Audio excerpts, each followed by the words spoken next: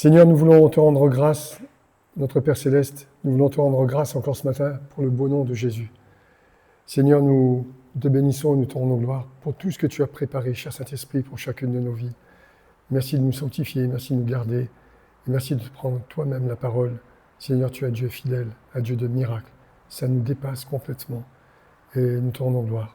Merci pour ce que tu avais prévu de faire ce matin, Seigneur. Amen.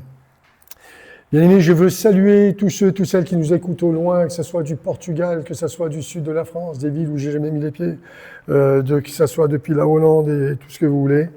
On vous aime tous, vous êtes tous dans la main du Seigneur et aimés de Dieu.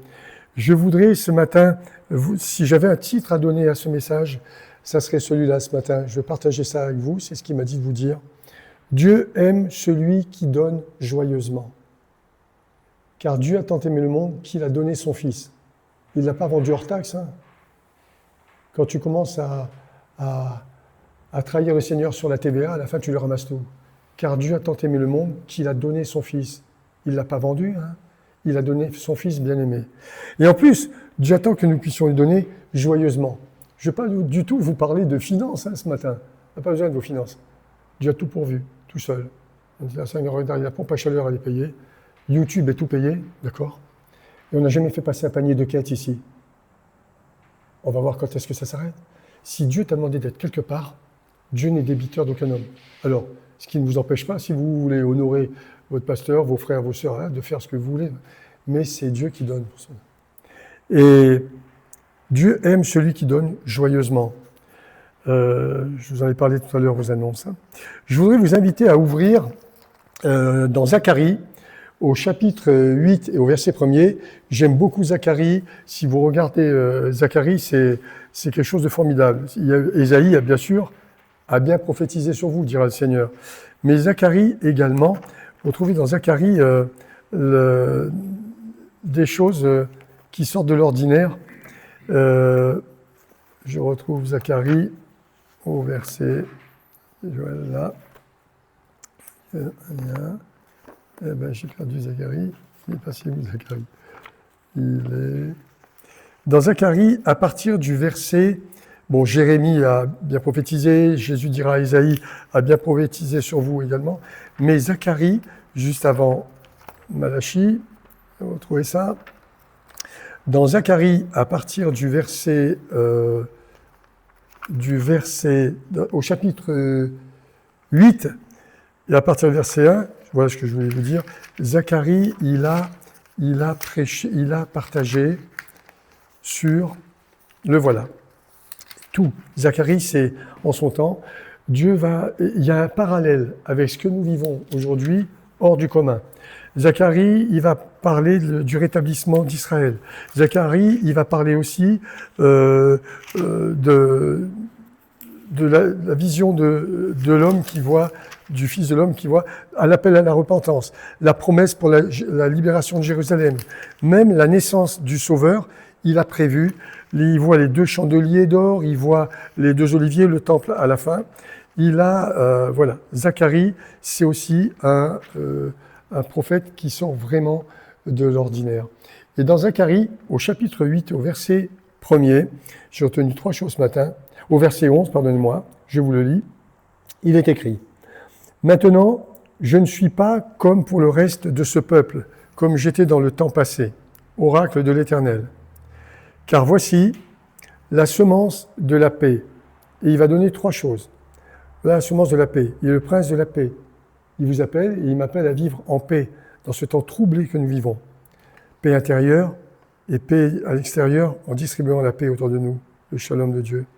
Car voici la semence de la paix. Il va dire 3 choses. Premièrement, la vigne donnera son fruit. Deuxièmement, la terre donnera ses fruits. Et troisièmement, le ciel donnera sa rosée. Je ferai hériter de tous ces biens le reste de ce peuple. 3 choses. La vigne donnera son fruit. Et on peut se poser une première question ce matin. Mais pourquoi il nous parle de la vigne ? Dieu n'est-il que le Dieu des arboriculteurs ou il se met en peine des agriculteurs ? Non.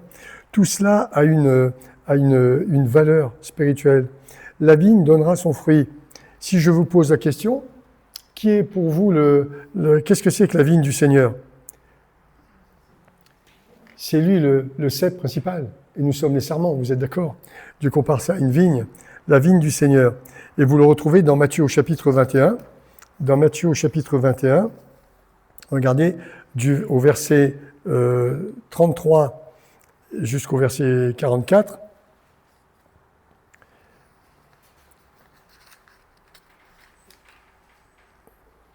Il va dire là,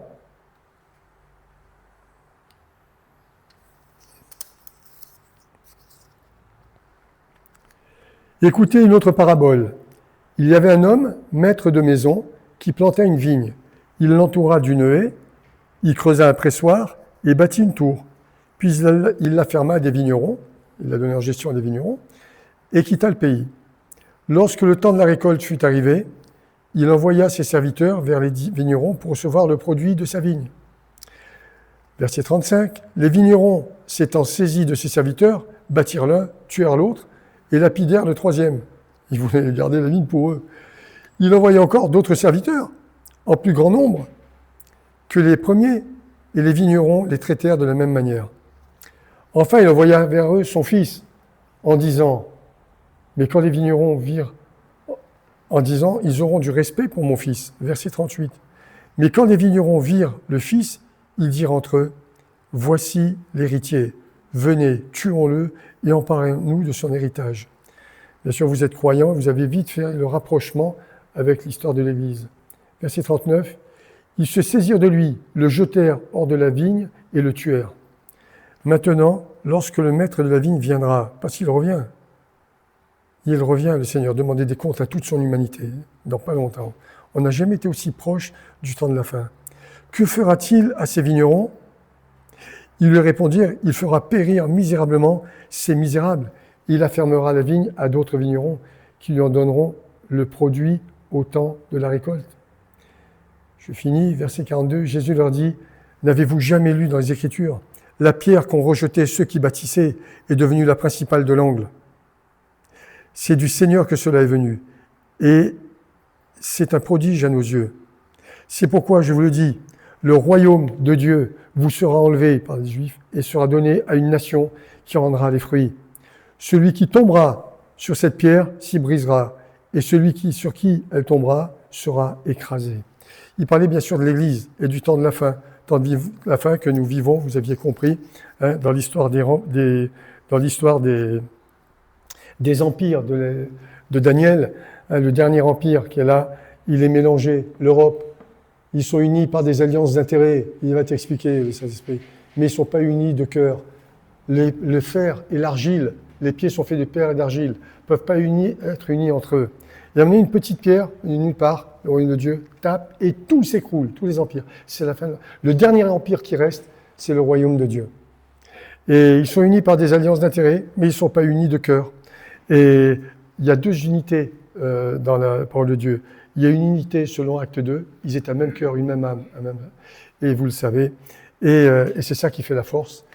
Et l'Église, elle devrait être à cette ressemblance.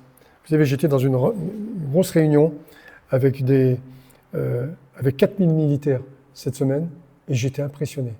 Impressionné. La force principale d'une armée, c'est l'obéissance au chef et l'unité. Le chef pour nous, c'est Christ. Et quand je vois l'état de l'Église au jour d'aujourd'hui, en France, toutes dénominations confondues, partout. Allez, catholiques, méthodistes, darbis, ce que vous voulez, évangéliques, de Pentecôte, en pleine pente, en pleine côte, allez, tout le monde. Mais regardez-moi le travail. Mais où tu vois des gens unis? La politique religion, elle a tout cassé. Il faut voir. On prend une scène, mais on est capable de critiquer son frère, sa sœur, en cachette, bien sûr, auprès du pasteur, pour avoir son poste. Son poste au piano, son poste à... Plusieurs se trahiront les uns les autres. Quand tu vois la force principale d'une armée, au jour d'aujourd'hui en France, ils ont obéi son chef, dis-nous. Et notre chef, c'est Christ. Et ça doit nous interpeller. Alors il va donner la vigne à d'autres qui rendront le produit. La vigne, c'est ce que le Seigneur attend de nous. Et le fruit, bien sûr, qu'il attend de nous, regardez, vous l'avez dans Galates au chapitre Galates au chapitre 5, il dira au verset 22, « Mais le fruit de l'esprit, c'est l'amour, la joie, la paix, la patience, la bonté, la bienveillance, la foi, la douceur, la maîtrise de soi. » C'est-à-dire dans la douceur, j'ai encore des progrès à faire. On a tous nos tempéraments différents, mais ça progresse. Hein. Le fruit de l'esprit, sommes-nous remplis de l'esprit? Est-ce que j'aime mes frères et sœurs véritablement? Ou est-ce qu'on se voit une fois tous les 3 mois à l'église comme ça par hasard? Je vois juste la nuque de la communion fraternelle. C'est pas ça. C'est pas la communication fraternelle. Et Dieu veut rétablir dans son église. Il veut rendre ça avant l'heure de son retour. Nous allons connaître un réveil avant son propre jour. Un réveil mondial dans toutes les nations occidentales. Vous savez que la cigale, elle mue. Dernièrement, j'étais dans mon jardin avec ma chérie, avec Brigitte, mon épouse, et elle m'a dit « Ah tiens, il y avait sur le mur une cigale. Ah, il y a beaucoup de cigales en ce moment. Hein. Je revenais de Montélimar hier matin. Et alors, il faut voir comme ça chantait. Hein. Ça chantait les cigales. Tellement c'est chouette à entendre. Et il y avait une cigale qui a mu. Alors, elle sort de sa coquille. Enfin, elle est restée accrochée à mon crépi de mur. Et elle est envolée. Et Brigitte a trouvé ça formidable. Alors, elle l'a pris, elle l'a mis sur notre cheminée. Et ça m'a parlé. Hein. La cigale, elle mue. Elle change. Elle prend de la croissance. Bon, fidèle serviteur, je t'avais donné 10 talents. Qu'est-ce que tu as fait? Oh, je savais que tu étais un maître méchant. Hein. Tiens, je te rends ton talent, hein, débrouille-toi. Ah ouais? Ah ouais? Dieu attend de nous une croissance. Et Jésus va dire, tout simplement, c'est lui qui raconte la parabole. Ah ouais? Tu savais que j'étais un maître méchant. Tu me rends ton talent? D'accord. Tuez-le. Tuez-le. Oh, Philippe, qu'est-ce que tu nous prêches? Ça nous fait peur, là. Mais Jésus, il est bon, il veut tuer personne. Dieu attend de toi une croissance réelle. Et il n'y a que toi qui peux dire en ton cœur, est-ce que j'ai évolué dans tous ces domaines qu'on a vus, hein, l'amour, la foi, Galates chapitre 5, dans ce fruit de l'esprit, ou est-ce que je suis en rade stationnaire? On va aller un peu plus loin. Regardez, il va dire également, la vigne donnera son fruit, la terre donnera ses produits, la terre donnera ses produits, et le ciel donnera sa rosée. Ah, la terre donnera ses produits. J'ai peu de temps là. Mais on pourrait prêcher là-dessus pendant une semaine sur la loi des semailles et de la moisson. C'est quoi cette loi? C'est, à mon sens, peut-être le plus vieux verset de foi que Dieu a donné, le plus ancien. Il est dans Genèse au chapitre 8, verset 22.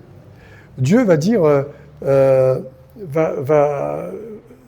après le déluge, hein, où tout a été rayé de la carte, Noé, il va faire une alliance avec les hommes. Noé va bâtir là un autel, au verset 20. Hein, et au verset 22, Dieu va dire, au verset 21, hein, Dieu voit que Noé rend un culte, et c'est agréable dans son cœur. « Je ne maudirai plus la terre, dira Dieu, à cause de l'homme, parce que les pensées du cœur de l'homme sont mauvaises dès sa jeunesse. Je ne frapperai plus tout ce qui est vivant comme je l'ai fait, avec le déluge d'eau, parce que nous arrive le déluge de feu. Au commencement, il y a l'eau, ensuite il y a le feu. C'est autre chose. Et regardez bien ce qu'il va dire, verset 22. « Tant que la terre subsistera », c'est le cas. Vous voyez toujours la planète Terre en ce moment, hein, sur vos iPhones ou quoi, par satellite.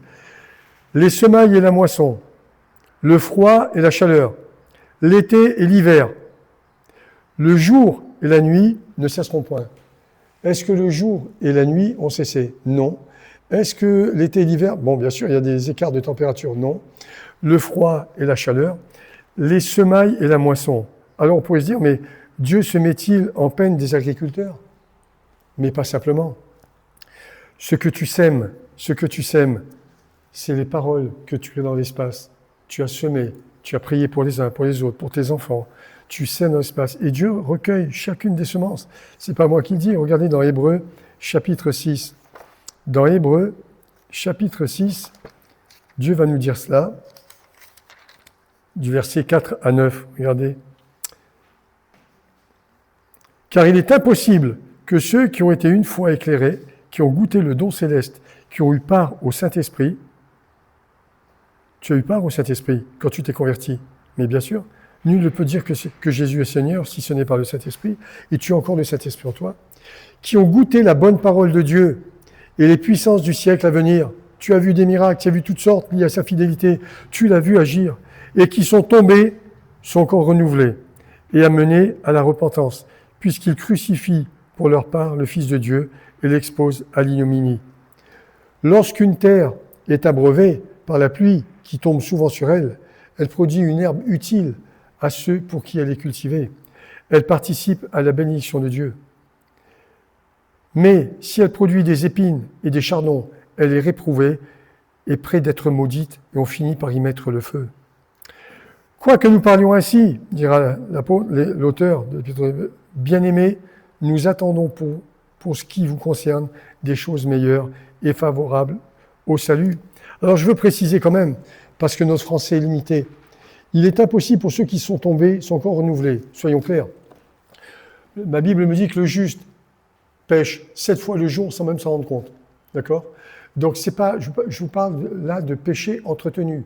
Tu as connu le Seigneur, et j'ai connu des frères et sœurs qui sont dans cet état en ce moment, et qui m'écoutent, et qui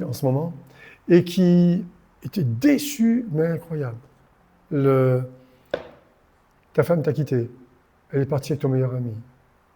Ton mari t'a quitté. Oh, ben alors là, et pourtant tu l'aimais. Et je connais des fils de pasteurs qui ont vécu ça.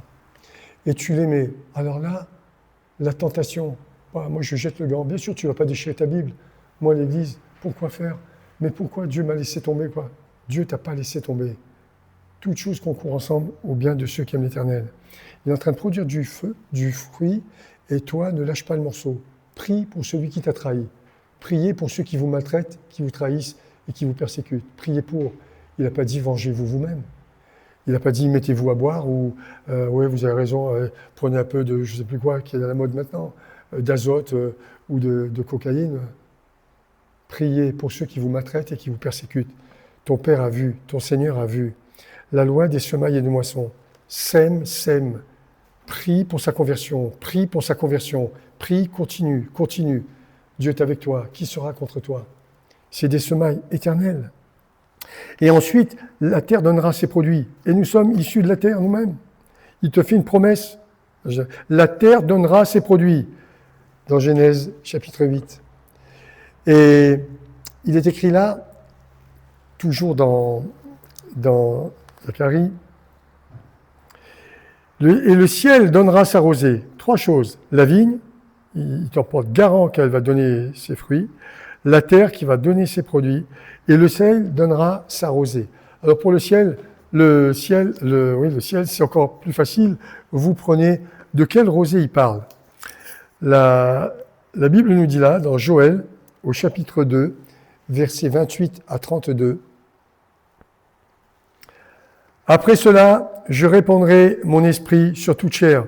Tous les charismatiques de l'Occident connaissent Joël, le prophète Joël, et cette prophétie sur l'onction du Saint-Esprit qui doit descendre sur tous les enfants de Dieu bien-nés, les fils et les filles. Après cela, je répandrai mon esprit sur toute chair. Vos fils et vos filles prophétiseront. Vos vieillards auront des songes. Et vos jeunes gens, des visions. Pas seulement des télévisions, hein, des visions, quoi. Même sur les serviteurs et sur les servantes dans ces jours-là, je répandrai mon esprit. Je ferai paraître des prodiges dans les cieux et sur la terre, du sang, du feu et des colonnes de fumée. Le soleil se changera en ténèbres et la lune en sang avant l'arrivée du jour de l'Éternel, de ce jour grand et terrible. Alors quiconque invoquera le nom de l'Éternel sera sauvé. Le salut sera sur la montagne de Sion et à Jérusalem, comme a dit l'Éternel, et parmi les échappés de l'Éternel, que l'Éternel appellera. Je ne vais pas revenir sur les messages d'autrefois, mais ça résume ce qui se passe dans Apocalypse chapitre 11. Jésus va revenir, et dans pas longtemps, il revient, et juste avant lui vont arriver Élie et Enoch qui ne sont jamais morts. Il est réservé à l'homme de ne mourir qu'une seule fois. Et il vient à Jérusalem. Ce n'est pas moi qui dis, c'est Apocalypse chapitre 11. Et là, il va y avoir des problèmes. Et il en appelle 144 000. 144 000, c'est 12 000 de chaque tribu d'Israël. Ce n'est pas simplement voilà, ce mouvement que je connais, que j'aime. Hein, il y a des gens honnêtes et tout partout. Ce n'est pas eux, les 144 000. Voilà, ce n'est pas seulement les témoins de Jéhovah, non. D'ailleurs, ils sont plus nombreux, béni soit le Seigneur. Non, c'est 12 000 de chaque tribu. Ok. Et là, Élie et Enoch, ils ne sont jamais morts, Dieu les a réservés pour ça. Ils sont partis. Élie a reçu les mêmes pouvoirs que Moïse. Pourquoi? Le seul qui pouvait changer l'eau en sang, c'était Moïse. Mais le ministère, il est éternel, pas les hommes. Et Moïse, à cause de l'homme le plus patient de la terre, à cause de, voilà, c'est un autre sujet de prédication, de tout ce que les Israélites, qui n'en pouvaient plus, il a frappé le rocher 2 fois. Tu t'es dit, mais qu'est-ce que tu as fait? Je t'ai dit de parler au rocher. Le rocher, c'est Christ. Il n'a pas été frappé 2 fois. À cause de ça, tu ne rentreras pas dans le pays promis. Il n'est pas rentré dans le pays promis? Si, par la grande porte. Parce que quand ils sont sur la montagne de la transfiguration, il est là avec Élie, Jésus et Moïse. Moïse représente tous les 24 anciens, je n'ai pas le temps de parler de ça, du gouvernement de Dieu. Élie, tous les prophètes, et il n'est pas mort. Et il y a Jésus dans son corps glorifié. Au point que les disciples qui sont là, ils s'étaient sidérés. Et ils ont dit, mais Seigneur, on va construire 3 tentes et tout ça, quand c'est fini. Et ils entendent, celui-ci est mon fils bien-aimé, ils s'entretiennent de quoi? Des derniers jours. Des derniers jours après la mort de Jésus, quand il va revenir à Jérusalem. Et au point que Jésus leur dit, vous ne parlerez de ça à personne jusqu'à ce que ça soit accompli. Vous le restez. Et effectivement, l'épître de Pierre en parle en l'an 68 seulement après la deuxième épître de Pierre, quand nous étions sur la montagne. Mais ce n'était pas la montagne de la béatitude, hein. Il y était tous les matins avec lui, vous voyez, la barque s'éloignait, tout ça. Et comme il avait promis au Seigneur, il en parlait. Tout le monde savait qui il était. Et vous comprenez pourquoi son désespoir. Mais qu'est-ce qui m'a pris? Mais pourquoi je l'ai renié? Au point que quand Jésus ressuscite, il te dire, va dire à mes frères et à Pierre, parce que celui qui n'a plus d'espérance, il a maudit Dieu avec application. Je vous dis que je ne le connais pas, ce type-là. Mais il l'a vu dans son corps ressuscité. Il n'y a plus qu'à aller te pendre, il n'y a plus d'espérance. À chaque fois que vous pouvez recréer l'espérance dans le cœur de quelqu'un, faites-le. Balancez-lui de l'oxygène. Parce que quelqu'un qui sent qu'il coule et qui n'a plus d'espérance, il va se suicider, il va mettre un terme à sa vie. Sauvez des gens. Sauvez des gens. À la fin, il le voit. Il dit, bon, les gars, je vais reprendre mes filets et tout. Et là, va dire à mes frères et à Pierre.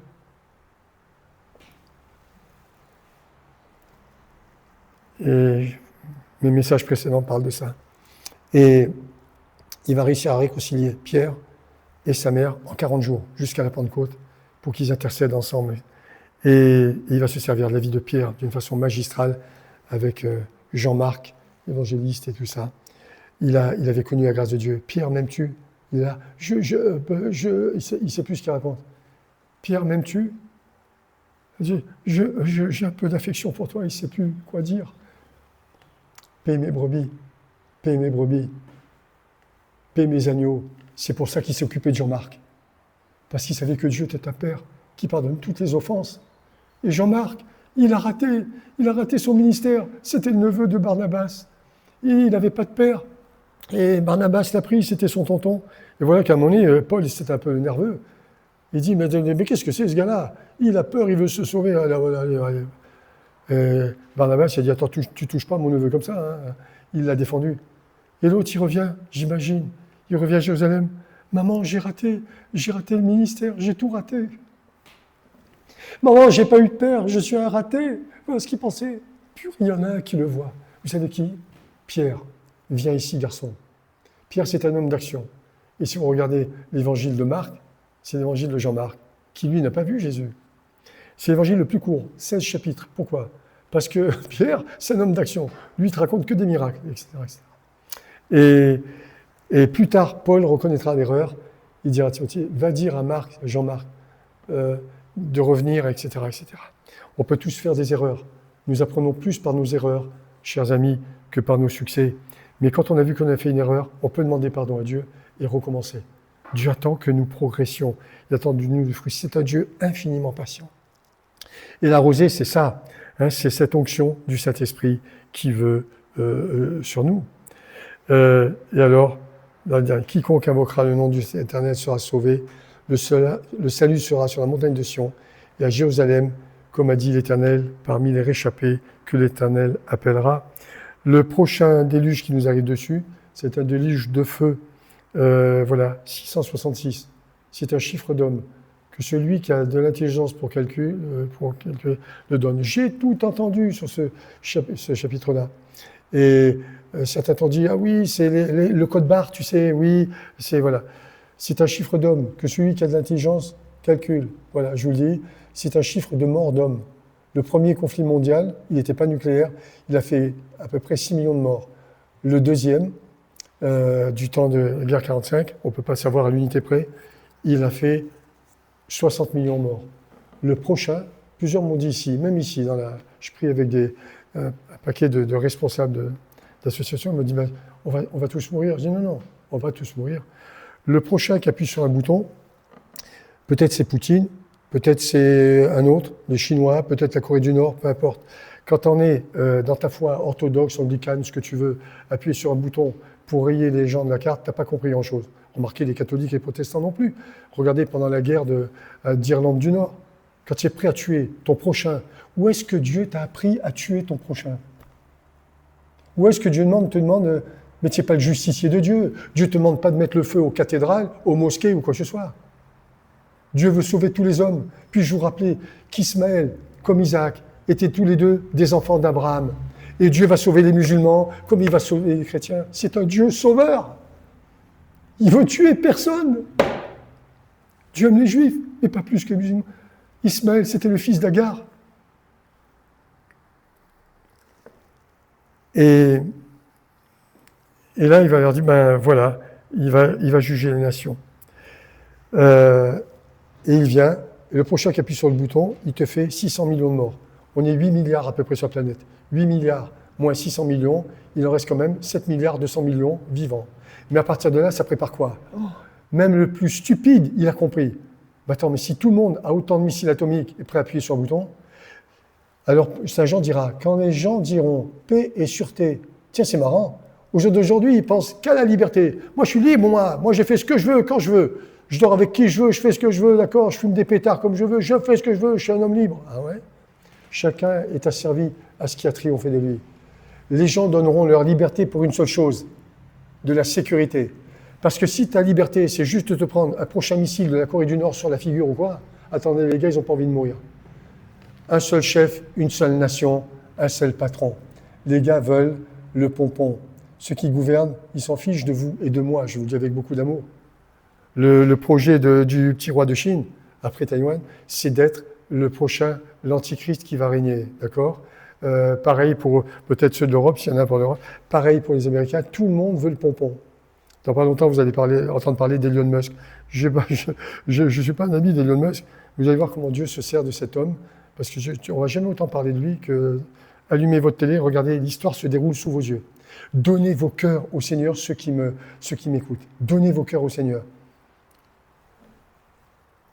Aimez-le lui et aimez tous les hommes. Aimez, je le dis à tout le monde, on n'a plus le temps. Il y a plein de divisions en ce moment dans l'ouest de la France, avec des catholiques qui ont quitté leur église, ils ne sont plus d'accord pour telle ou telle chose. Suivez votre curé, ne lui tirez pas dessus. Dieu regarde, il y a des honnêtes gens partout. Aimez-le, aidez-le. S'il est dans l'erreur, dites-le lui. Tu es au milieu de toi des gens qui marchent en robe blanche à Smyrne. Tu sens que ce n'est pas des centaines. Aidez, attirez des âmes à Christ. C'est comme une bataille de ballons prisonniers. Hein. Quand tu touches celui d'en face, il est sauvé. Gagne-en le plus grand nombre. Et on compte les points au ciel. Je voudrais finir avec Zacharie. Regardez au verset 16. On va le lire en entier. La terre donnera ses fruits. Regardez le verset 13. De même que vous avez été malédiction parmi les nations, maison de Juda et maison d'Israël, de même je vous sauverai et vous serez bénédiction. Soyez sans crainte et que vos mains se fortifient. Soyez sans crainte, mes bien-aimés qui m'écoutez, n'ayez point de crainte de personne. Si Dieu est avec toi, mais qui sera contre toi? Il t'a préparé pour des lendemains qui chantent. Car ainsi, par l'Éternel des armées, comme j'ai résolu de vous faire du mal lorsque vos pères provoquaient mon indignation, parlez là du déluge, dit l'Éternel des armées, et que je ne l'ai pas regretté, ainsi, verset 15, je suis revenu. J'ai résolu en ces jours de faire du bien à Jérusalem et à la maison de Juda. Soyez sans crainte. Bannis la crainte, car tu n'as rien à craindre, dira Isaïe, et la frayeur, car elle n'approchera pas de toi. Verset 16. Ces paroles, écoutez bien cela, c'est important ce dernier verset. Ces paroles, vous les mettrez en pratique. Dites la vérité à chacun. Dites la vérité, chacun à son prochain. 3 choses. Jugez dans vos paroles selon la vérité et selon un jugement de paix. Un exemple. Que nul en son cœur, verset 17, ne médite le mal contre son prochain. Regardez ce qu'il nous dit là. C'est un ordre qu'il nous le donne. À nous qui sommes l'olivier sauvage, ces paroles, vous les mettrez en pratique. Dites la vérité à chacun selon son prochain. Jugez dans vos portes selon la vérité et selon un jugement de paix. Alors, j'ai entendu des gens me dire, mal enseignés, des missions traditionnelles, « Ah, mais moi, je juge personne. Moi, je juge personne. Hein. » Ben, tu es vraiment stupide parce que la Bible te dit, l'homme spirituel juge de tout. Alors, je juge ou je ne juge pas? Tu passes dans la rue, tu vois un grand méchant, tu es au volant de la voiture, en train de frapper un petit à terre et tout ça. Tu dis, bon, je ne dois pas juger. Ben, tant pis, je ne juge pas. Tu vas penser, non, mais c'est pas normal ce qu'il fait là, je vais aller la défendre. Ah ben, tu as jugé, c'est pas normal. Bien sûr que tu fais bien de juger. Quand il dit juger selon la paix, c'est le meilleur exemple que je connaisse, c'est la femme adultère. Ils ont tous des cailloux à la main, ils vont la lapider. Et elle est comme morte. Hein. Et puis Jésus arrive, il les regarde tous, il écrit sur la terre. Alors il y en a qui croyaient qu'il écrivait le petit poisson autocollant qu'on met sur les voitures, c'est n'importe quoi. J'ai tout entendu. La Bible s'explique toujours par la Bible. Il les regarde et il commence à écrire.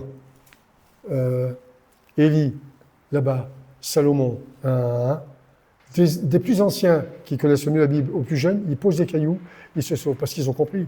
Ils ont compris quoi? La Bible s'explique par la Bible. Parce que dans un des prophètes dira, celui qui abandonne la miséricorde sera inscrit sur la terre. Ensuite, Jésus se tourne vers la femme adultère et lui dit, je paraphrase pour que vous compreniez bien ma pensée. Ne t'inquiète pas, ma chérie, je suis président adjoint du MLF. C'est ça qu'il a dit. Il dit, femme, quelqu'un t'accuse-t-il? L'autre, encore 2 minutes, elle était lapidée, elle était morte. Ils appliquaient la loi. Quelqu'un t'accuse-t-il? Va et ne pêche plus. Géant, elle a traversé l'histoire. Ni tu sais son nom, ni son adresse, ni rien. Mais ce qu'il avait à lui dire entre 4 yeux, il y a dit. Faites de même. Si tu vois ton frère qui a péché ou que ce soit. Mais qu'est-ce que tu viens de dire au pasteur? C'est à toi qu'il a montré. Tu as le même Saint-Esprit que moi. Va le voir, va la voir.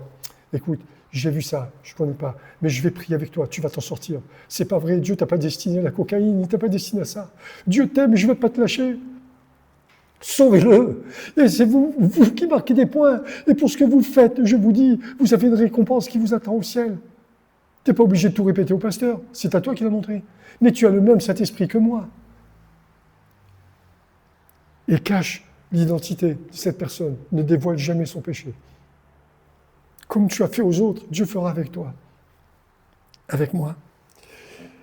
Et ça, c'est un jugement spirituel. Alors, je finis dans 2 Pierre, regardez, au chapitre 1er. Dans 2 Pierre, au chapitre 1er, Pierre va nous dire la même chose. 2 Pierre, au chapitre 1er.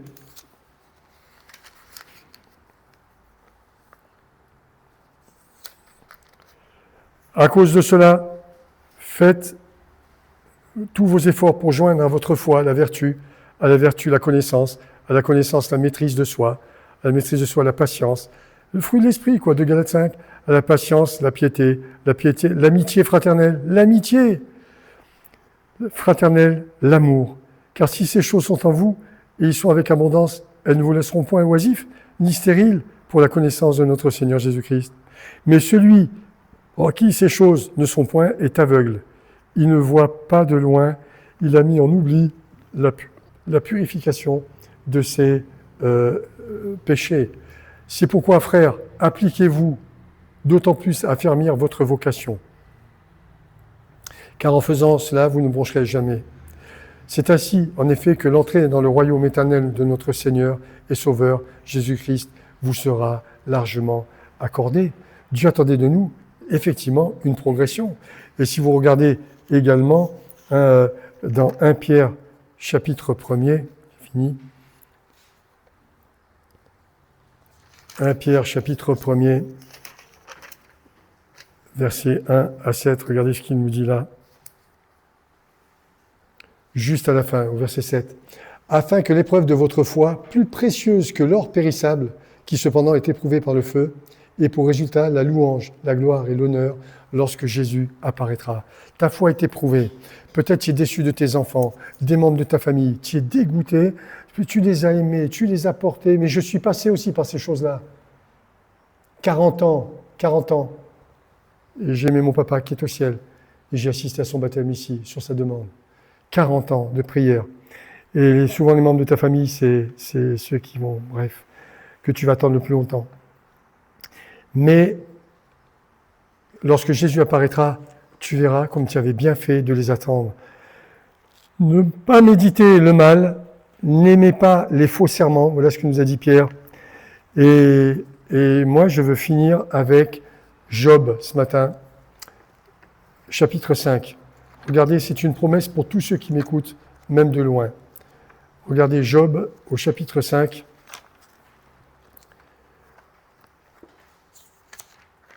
Job au chapitre 5, il est écrit là, de versets 24 à 27. Et c'est une promesse pour tous ceux qui m'écoutent en ce moment. Même toi qui es au loin, écoute bien ce que je vais te dire parce que c'est une promesse que Dieu veut que tu entendes aujourd'hui. Voilà les projets qu'il a sur ta vie, cher ami qui m'écoute, peu importe le pays où tu es. Note bien ce verset. Job chapitre 5, versets 24 à 27. Tu jouiras du bonheur sous ta tente. C'est peut-être pas le cas en ce moment. Tu souffres. Tu retrouveras tes troupeaux au complet. C'est tes enfants qui te manquent? Et oui, dans les derniers temps, il y aura des temps difficiles. L'homme deviendra rebelle à ses parents naturels, parents spirituels. D'accord? Voilà. Ils abandonneront même papa et maman. Ils ne se souviendront même plus qui a changé les couches culottes quand ils étaient petits. Ils ne se souviendront plus de rien. Moi, non, les vieux, ils ne peuvent rien comprendre. Orgueilleux, fanfaron, cupide, ami de l'argent. Je dois réussir ma vie à tout prix. Voilà. Verset 25. Tu verras ta postérité s'accroître et tes rejetons se multiplier comme l'herbe des champs. Mais ce que Dieu a fait, il est capable de le refaire. Combien de fois elle a été enceinte, Madame Job? 20 fois. 20 fois. Et les 10 derniers, ils étaient encore plus beaux que les 10 premiers qu'elle a perdus. D'accord? Dieu l'y a rendu. Et il est dit de Job qu'il a connu jusqu'à 140 ans, jusqu'à la 4e génération de ses enfants. D'ailleurs, regarde bien le livre de Job, c'est Dieu qui l'a écrit. Tu ne sais pas à quel âge il est mort, mais une génération, c'est 40 ans. On a pris l'élu, je m'attendais, mais il est mort à quel âge, Job? Abraham est mort à 175 ans. Et Job, il a dépassé, on ne sait pas. C'est pour ça que les musulmans lisent ce livre de Job. Mais comment le gars, il a fait pour pas... Mais maudit Dieu et vit. Même sa femme veut dire ça. Dieu n'en s'en prend pas à sa femme. Une femme oublierait-elle l'enfant qu'elle allait? Dieu connaît les chagrins d'un père comme d'une mère. Il a créé tous les papas et toutes les mamans de la terre. Dieu ne fait aucun reproche à sa femme. Mais avant qu'elle arrive au ciel, regarde, je t'avais emprunté tes enfants, je ne t'ai pas rendu encore mieux, tu en as eu 20. Sans une fausse couche, sans rien, sans maternité, sans rien du tout. Verset 24, tu jouiras du bonheur sous ta tente, tu retrouveras tes troupeaux au complet. Au complet, il n'y en a pas un seul qui ne sera pas là. Tu verras ta postérité s'accroître et tes rejetons, tes petits-enfants, se multiplier comme l'herbe des champs. Tu entreras au sépulcre dans la vieillesse, qu'on emporte une gerbe en son temps. Le mot vieillesse là, dans l'original, veut dire, tu discutes avec des Israéliens, ils vont dire, ta blanche vieillesse, très blanche vieillesse. Pas maintenant. Sers le Seigneur, tu ne meurs pas à 35 ans, tu verras. Tu entreras au sépulcre dans la vieillesse, comme on emporte une gerbe en son temps. Verset 27. Voilà ce que nous avons reconnu, voilà ce qui est. Dieu, le Saint-Esprit te dit ce matin, voilà ce qui est. Et souviens-toi que Jésus, la seule chose qu'il ne peut pas faire, il a voulu que tu le saches, c'est piétiner sa propre parole. Ça, il ne peut pas faire. Il ne peut pas se renier lui-même. Il a voulu que tu le saches. C'est un chèque en blanc qui t'a fait. Voilà ce que nous avons reconnu, voilà ce qui est. Alors écoute bien, à toi d'entendre avec des oreilles spirituelles et de mettre à profit dès cet après-midi. Prie, c'est lui qui va te dire qui tu dois aller témoigner, qui tu dois aller voir, à qui tu dois aller dire, bon excuse-moi, là je te demande pardon, j'ai fait n'importe quoi. Mets les compteurs à zéro, à toi de mettre à profit. Alors tu vas voir tous les premiers versets s'accomplir. Ne jette pas le gant, ne t'adonne pas à des choses infâmes pour oublier ton malheur, ni l'alcool, ni la drogue, ni rien. Donne-toi au Saint-Esprit. Donne-toi au Saint-Esprit. Apprends-le à écouter sa voix. Fais ce qu'il te dit. Dieu voit que tu en marches vers la perfection. Soyez parfaits comme votre Père Céleste. On est en chemin vers la perfection. Mais quand nous le verrons, alors tel il est, tel nous serons. Pour l'instant, tu as le droit à l'erreur. Parce que tu apprends plus par je l'ai dit déjà, par tes erreurs que par tes succès. Tous nous avons fait des erreurs. Et tous nous devons demander pardon. Mais si Dieu te le montre, alors marche, bon et fidèle serviteur. Je t'attendais. Tu fais partie du royaume. Viens ici. Reçois le gouvernement de 5 villes, de 10 villes. Pour l'éternité. Allez, on va prier. Père Céleste, nous voulons te rendre grâce encore ce matin pour cette bonne parole. Cher Saint-Esprit, merci. La plus grande richesse sur cette terre, c'est ce Saint-Esprit qui habite dans nos cœurs. Seigneur, tu es bien plus grand que nous. Et une fois encore, nous te prions pour tous ceux et toutes celles qui ont écouté. Seigneur, tu accompagnes encore en ce jour ta parole par des signes, des miracles et des prodiges. Pour tous ceux qui maintenant, faites-le maintenant, qui ont la main, qui se sont imposés eux-mêmes la main sur la partie malade de leur corps. Éternel, étends ta main. Merci pour Micheline que tu as guérie. Je te loue et je te rends gloire pour cela, Seigneur. Merci, Seigneur, tu l'as guérie. Seigneur, tu l'as guérie. Et ta guérison, elle est invulnérable. Ce que tu commences de faire, tu sais l'achever parfaitement. Que ton nom soit glorifié. Nous te rendons gloire ensemble, Seigneur. Amen.